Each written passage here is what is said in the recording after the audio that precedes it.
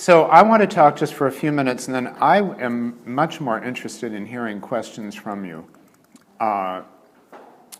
about my work, because sometimes you can prepare a whole talk and realize that what you're saying is irrelevant. And what's the point of that? So I would say all of this new work, those of you who are, some of you are familiar with my work, and for some of you this might be a recent introduction, but I like asking the question, what happens if you make something that is intentionally decorative?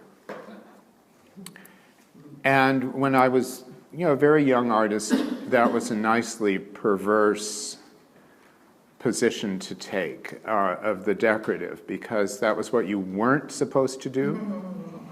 Like if anyone wanted to dismiss your work, I'm going back to when I was in art school, even in the late 1960s. If someone didn't like it, they said, oh, that's decorative, and then you didn't even have to think about it anymore. And then once I started exploring the worlds of decoration, and questions came up of why we like to put decoration down, and why we don't feel fully comfortable taking it seriously, whereas many cultures around the world take decoration extremely seriously. And for me, there was a real turning point when I spent 2 months traveling. This is 1974, when it's fascinating to me that this trip would be literally impossible today. But I was accompanying my mentor, who had been studying Islamic art through Turkey, Iran, and Afghanistan for 2 months, looking at Islamic monuments from historical periods. I can't even go back to those places, literally, safely. But I suddenly I remember there was a certain moment in a certain mosque, the Grand Friday Mosque, this huge space surrounded with tiled walls, thinking this is the highest art form that this extraordinarily intelligent and sophisticated culture chose to express not only their religious devotion, but their public sense of community. So decoration, which had previously seemed a little perverse, suddenly became a tremendously strong, positive goal. Are you with me? Well, this was kind of against the grain in 1974. And then I at that time was working as a textile conservator. I had been trained to restore kilim, flat weave tapestries, which I did a lot of, and that supported me. But I also discovered various aspects of Japanese art. And in Japan, almost uniquely, the distinction between what we would call fine art and what we would call applied art or craft or the decorative, it's a continuum. There is no distinction.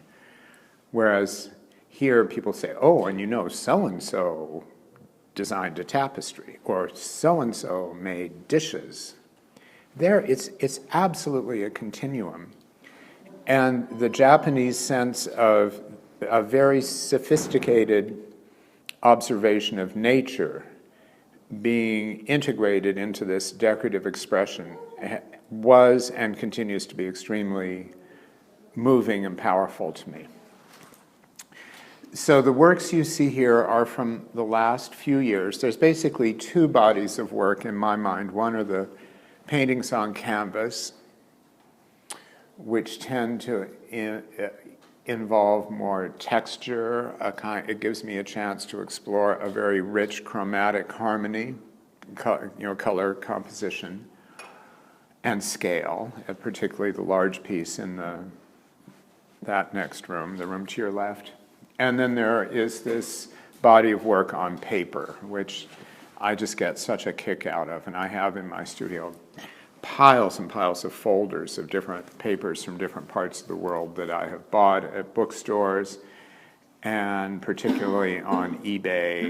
And now I send word out to, I'm of maybe some of us are also the generation in this room where you are called upon to clean out someone's garage after they've died.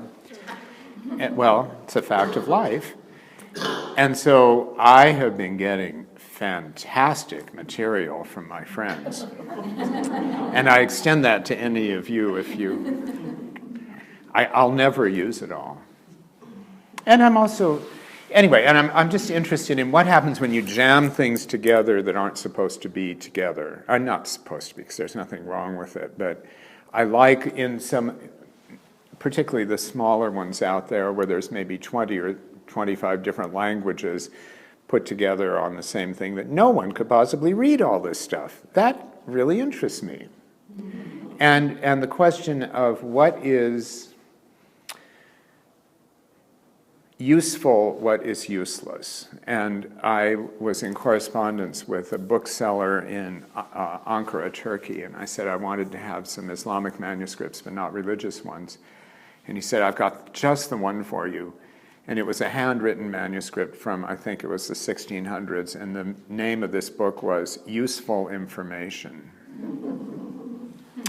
which I looked up, and it was a universally, for the Muslim world, which extended from, at that point, from Spain to Indonesia, basically, they were navigational information, which today is completely irrelevant. But here was this very, there's no pages of it here, but this magnificent little book of useful information. That seemed to sum it up. Someone interviewed Matisse, who is really my big hero, and said, how did you achieve your breakthrough? Because, you know, he kind of didn't become Matisse till he was in his very late 30s, which is pretty late. I mean, you know what I mean.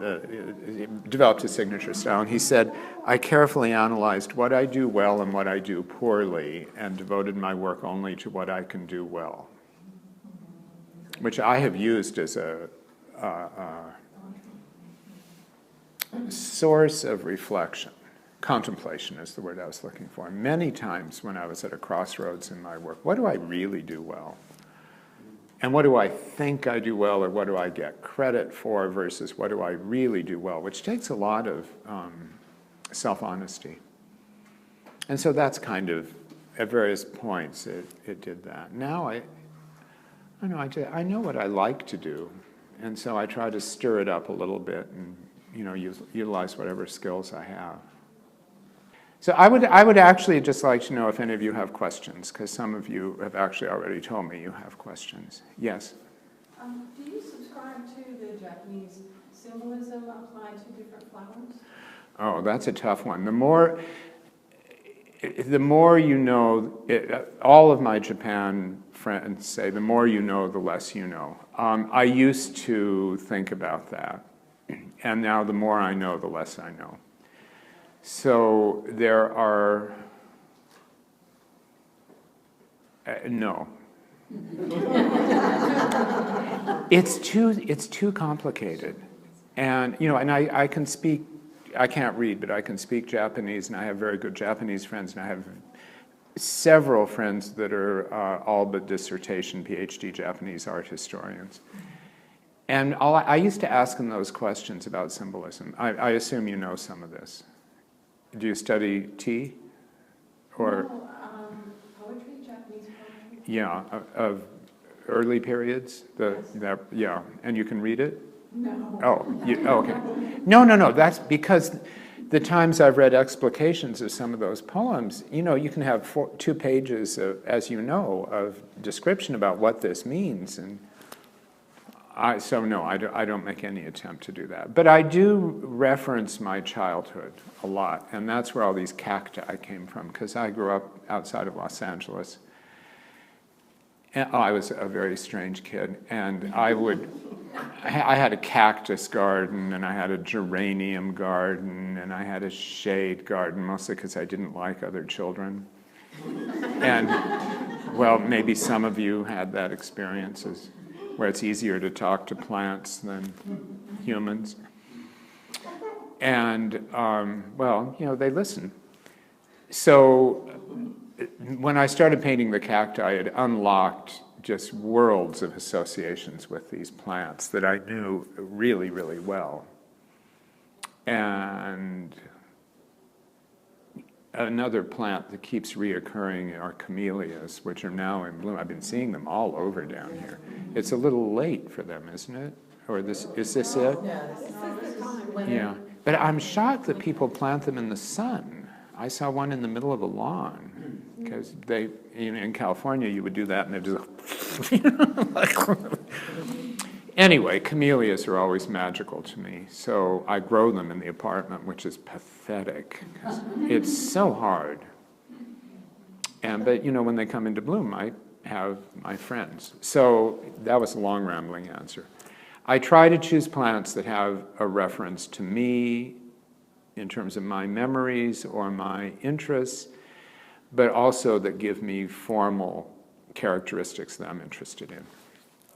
So perhaps that was a very convoluted answer. Yes? The ones out here that say Huntington Library, right. Is that the one in Pasadena? Yeah. How many of you know that Cactus Garden at the Huntington Library and Gardens? It is one of the finest gardens in the world. A friend of mine is a docent, a high school friend is a docent there, and they learn all the inside scoop. So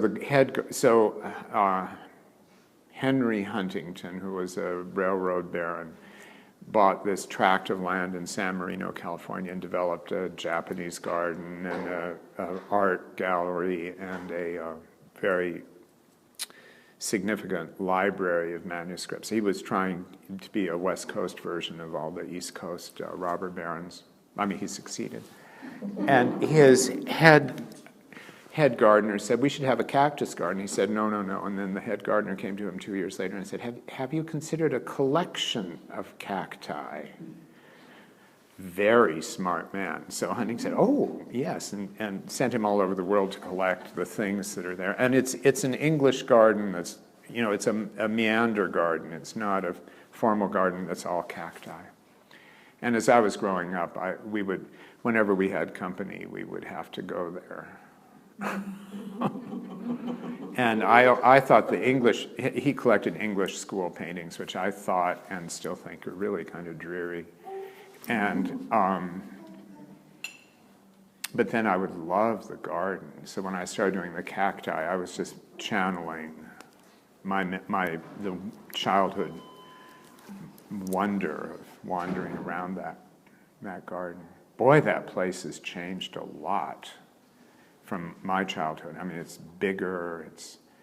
And my friend who's the docent is telling me they're doing a lot of ecological research now in terms of sustainability. And I said, well, then why do they have 20 acres of lawn? This is Los Angeles. No answer. So anyway, yes. I don't think so. But it's beautiful. Yes? Is the term pattern and decoration, did that come from the title of an exhibit, or did a critic start using that term? Or? Well, everyone has a different story on that. My version, since I'm the one here, is there were about 3 groups of us working with decorative subject matter, relatively unaware of what the other people were doing. And in around 1974, mostly through Joyce Kozloff, a friend that we were talking about earlier, we started meeting each other and going to each other's studios, and there was this critical mass of about 7 or 8 of us all working consciously with the decorative. And we started having meetings, and we presented 2 different panels at College Art Association, and there were there was an exhibition called Pattern Painting at PS1, which is now part of MoMA. So there was a mini groundswell of interest around this group of artists.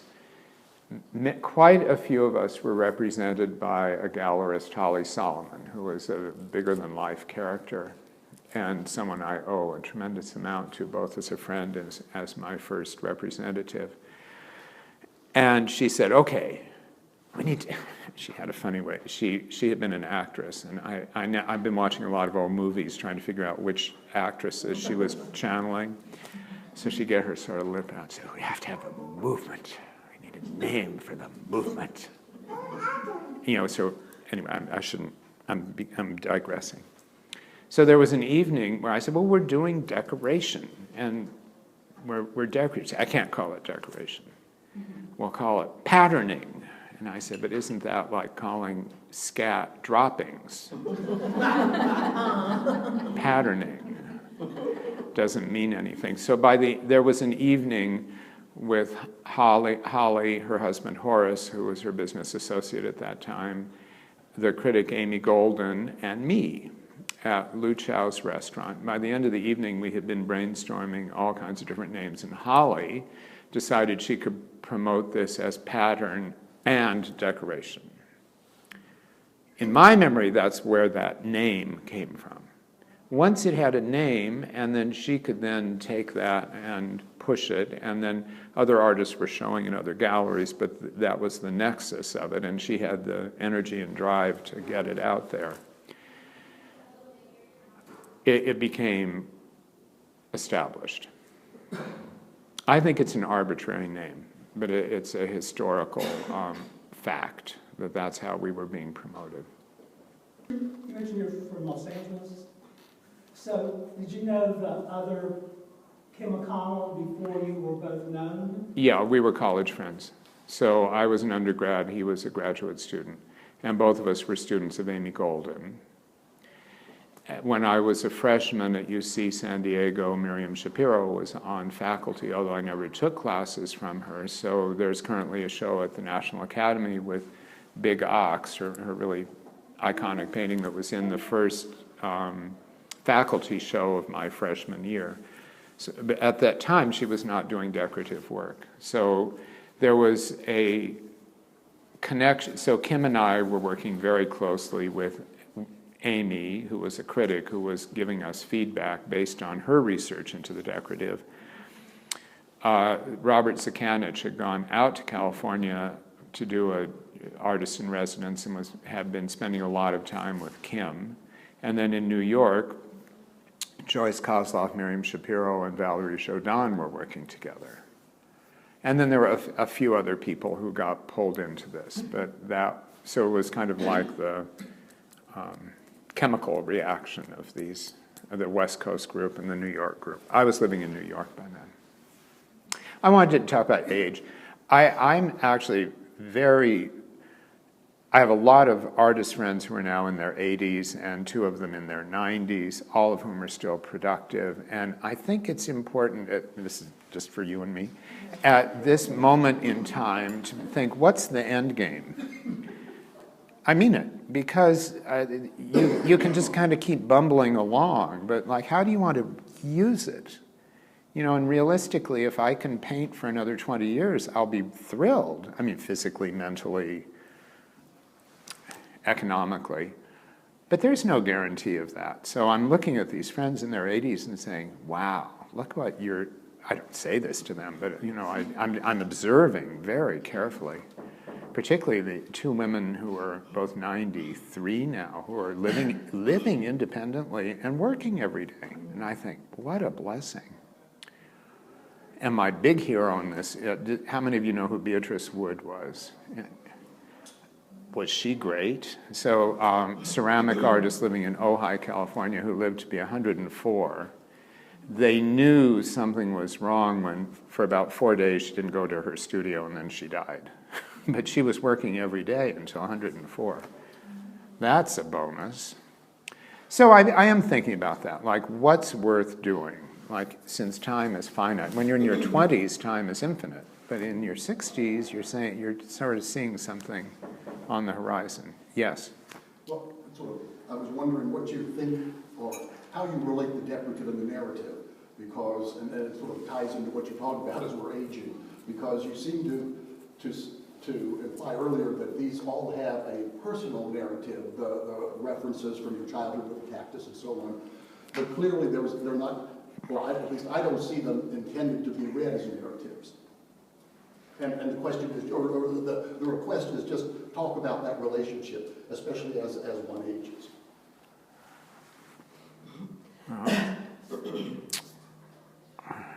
I think it's different for different people. As far as I'm concerned, you don't need to know my narrative. Not you, but you as the audience. But I need it for a kind of motivation. You know, I just need something to resonate with me. I do know other artists who just go to the flower market and buy stuff and paint it, and I just have to have some feeling of them remembering a sense of magic. Narrative has never been important in my own work. Actually, that's not true. I did a lot of performance work in my 20s and early 30s, a lot of which has a kind of humorous narrative. But in terms of the painting, I've always known what it's about, but some of them are kind of personal. I tend to, looking back over the years, when significant friends have died, it almost always results in a painting that is my reaction to them, which I've just gone through again this winter. But I don't need you to know that. But I need to know it. Does that somewhat answer your question?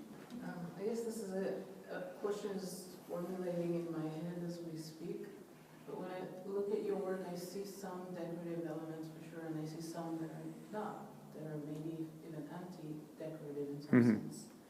And so I guess my question is a little bit about ideology, and when you elevate decorative, the element of decorative as a symbol, what else is elevated with it? No, that's a fabulous question. It raises issues of gender assumptions, particularly if we're talking about textile, because textiles are usually something that women look at and place a greater value on. Whether they were designed by men or women, usually it's the women who are paying attention to textiles. Early on, in many conversations with Kim McConnell, who came up earlier, who's a colleague of mine in San Diego, we were both interested in Near Eastern and Central Asian weavings, and we would say, why does this piece of weaving cost $150, but a trivial drawing by a Western artist costs enormous amount of money? So there was a kind of global question. Why are we not trained to look at third world art? Not third world, we don't even say that anymore. So, I mean, things have changed. But early on in my life, art, I mean, you know, there's the classical thing that Janssen's History of Art, that book this thick, had no women in it. None. They were added later. Yeah, well, thanks to feminist historians who were just saying this is wrong, and it's inaccurate, and it's not the history of the world. So, I mean, there are questions like that are still quite significant, and I don't claim to be addressing them as specific questions anymore. I think I ruminate in the things that I zeroed in on that I find interesting and apply to my own work rather than try. But I think underneath that, I'm saying, look at it all. Look at everything, not with a sense of cultural imperialism, but with a sense of understanding and empathy. And if I have succeeded in doing that, I'm very happy. But I can't really, in all honesty, claim that that's front and central now. It was 30, 35 years ago for me, where it was like a missionary zeal of, let's look at textiles, let's look at tribal weaving, let's look at 18th century, let's look at, I mean, an artist I really revere is Florine Stettheimer, who was just one of the great artists of the 20th century, one of the great American artists, and at the time she was considered a footnote. So, I mean, it raises the question of why do we still have Museum of Modern Art's History of Modern Art as the only one? That's ridiculous. I mean, it's literally ridiculous. So, is that what you're getting at?